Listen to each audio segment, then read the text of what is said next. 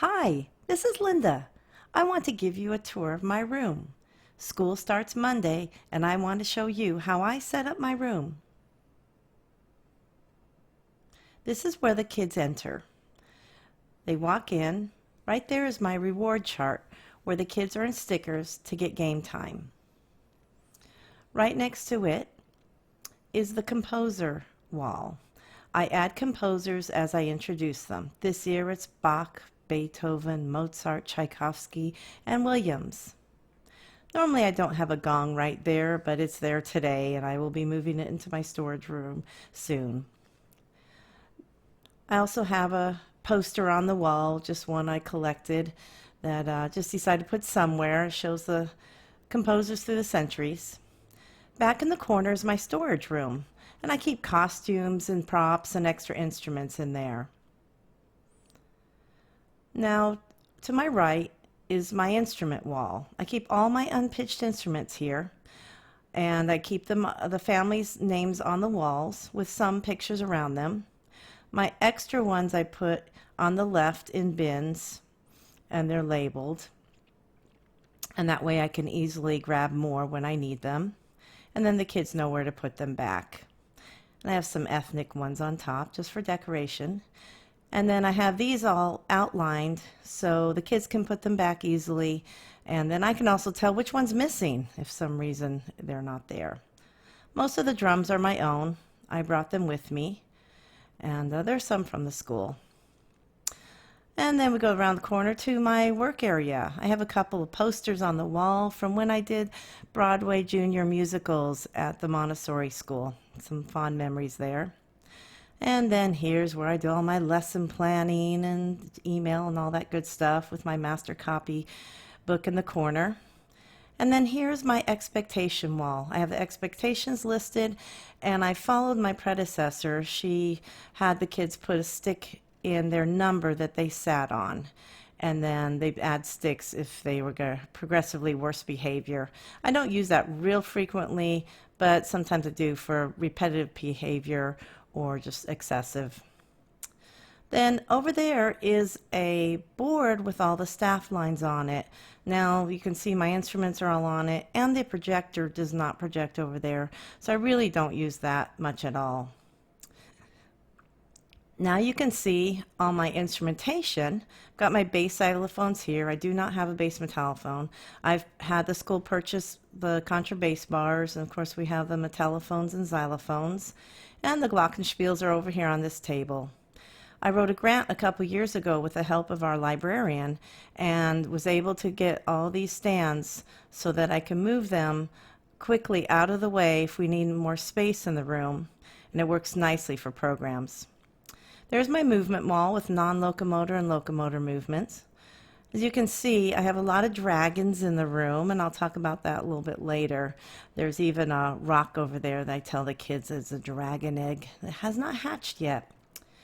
Here's my recorder section where I keep all the recorders for the classes in bins down below for each section of 4th and 5th grade. And I also have some cans there that for those that own their own recorder but forgot to bring them with them, so they can pick up a clean one and put the used one in the used bin. Over here is where I do all my teaching. Above the board are all the recording fingerings, so kids can look at that.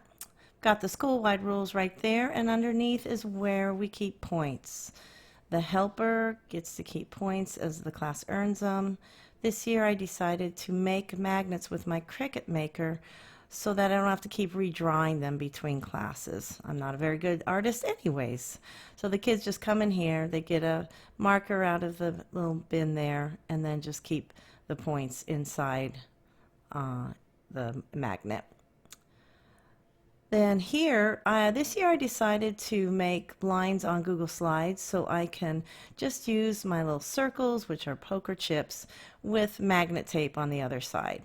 So I can just place those notes anywhere I want real quickly, put up a song, and then I don't have to draw the lines, which will look really wobbly and everything. So this way I can pull it up, I stick it with every set of objectives so that I can have it easily there don't have to look for it. Here's my bell tree that I use for quiet signal, and there is a sword from How to Train Your Dragon that I use as a pointer. So anytime we're doing any sight reading or anything I need to point, I use that. Here are the Kodai hand signs that I use when I'm teaching. I add or subtract to them as I need them, and I keep the extra ones over here in this little pouch. Above is my paper xylophone I use for teaching the barred instruments, and unfortunately I'm missing the A this year. I don't know why it wasn't missing last year. And there are my recorder and tuning forks handy for me. And then over here is a painting my daughter did. When I moved to Texas, I did the theme How to Train Your Dragon, and after she painted that, I chose to keep that theme every year so I can keep the painting up. When I lived in Las Vegas, I was crazy enough to change it every year, which is a lot of fun, but a lot of time and money spent as well. So I'll just add dragons every year to my piano and enjoy this beautiful painting. To the right are boxes for grade levels that I keep the common materials I use for each grade level. And then underneath I keep hand drums that are easily for me to reach. I play an iPod for all my music. And that's pretty much it, except for my carpet markers. They are each numbered so the students know where to sit. And extra one for the helper, that's that green one. And it's really helpful to use these dots for dances. The one partner's on the right and then the other partner's on the left. It keeps them a nice distance apart for dances. And then we have a lineup dot for students to be far back enough so I can open the door. So this is my room. It works really well for me. I have a lot of instruments, and if I didn't have them out, I wouldn't use them. So I try and keep them all out so they're easily accessible to the students and me as well. I hope you enjoyed this. If you have any comments, let me know what you do in your classroom. I'd love to hear from them. If you like this video, please do so as well. Thank you so much for watching.